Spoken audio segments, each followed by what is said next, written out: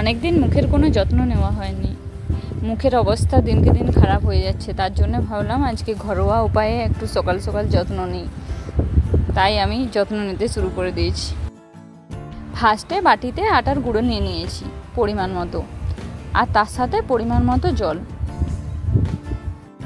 আর জলটা একটু করে মেশাচ্ছি, কারণ যদি একসাথে বেশি জল ঢেলে নিই তাহলে তখন মুখে মাখা যাবে না।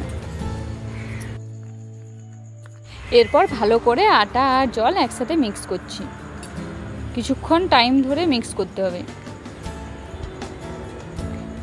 এটাতে আর একটু জল দিতে হবে, তার জন্য আর একটু জল মেশাচ্ছি। এরপর আবার কিছুক্ষণ ভালো করে মেশাতে হবে, তাহলে এটা তৈরি হবে। ঘরোয়া উপায়ে মুখ বেশি তাড়াতাড়ি সুন্দর হয়, আর এটা আমি আমার অভিজ্ঞতা থেকে বলছি। আমি অনেক ক্রিম টিম লাগিয়েছি, কিন্তু দেখেছি কোনো তাতে ফল পাইনি। আর ঘরোয়া জিনিসগুলো ফলো করলে আমি দেখি কিছুদিনের মধ্যে মুখের যে ঔজ্জ্বল্যটা সেটা আমি নিজেই বুঝতে পারি।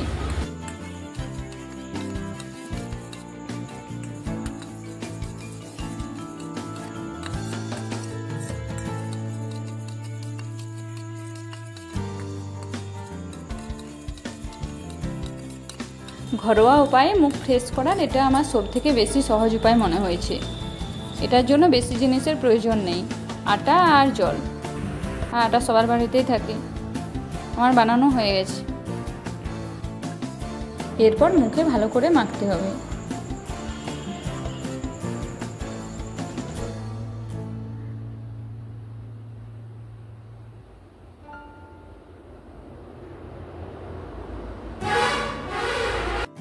আমার অয়েলি স্কিনে সব কিছু শ্যুট করে না।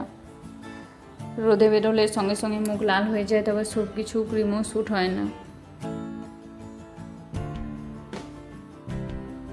তারপরে আমি যদি মুসুর বাটারও মাখি, আমার মুখ পুরো লাল হয়ে যাবে। আমার এখন একটু বেশি রাত জাগা হয় প্র্যাকটিকাম লেখার জন্য আর কাছে পরীক্ষা পড়ার জন্য, তার জন্য আমার চোখের নিচে হালকা কালি পড়ে যাচ্ছে। আটা মাখলেই চোখের নিচে ওই কালি অনেকটাই দূর হয়ে যায় যদি প্রতিদিন রেগুলার মাখা হয়।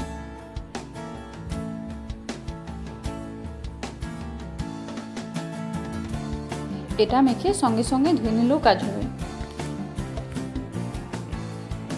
আর আটা মেখে অনেকক্ষণ বসে রোয়াও যাবে না, কারণ অনেকক্ষণ বসে রইলে মুখটা কেমন টান টান হয়ে যায়, তার জন্য সঙ্গে সঙ্গেই ধুয়ে নিতে হয়।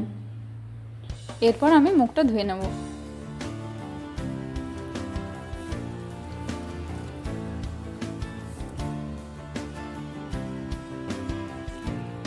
তোমরাও এই টিপসটা ফলো করতে পারো, কিন্তু একদিন আগে মুখে লাগিয়ে দেখবে, যদি শ্যুট করে তারপরে মাখবে। তারপরে আমাকে কমেন্ট করে বলবে যে মুখ ফ্রেশ হয়েছে কিনা। ধোয়ার পরে মুখটা অনেকটা ফ্রেশ লাগছে, কিন্তু এটা রেগুলার ইউজ করতে হবে, তাহলে ফল পাওয়া যাবে। সবাই ভালো থাকবেন।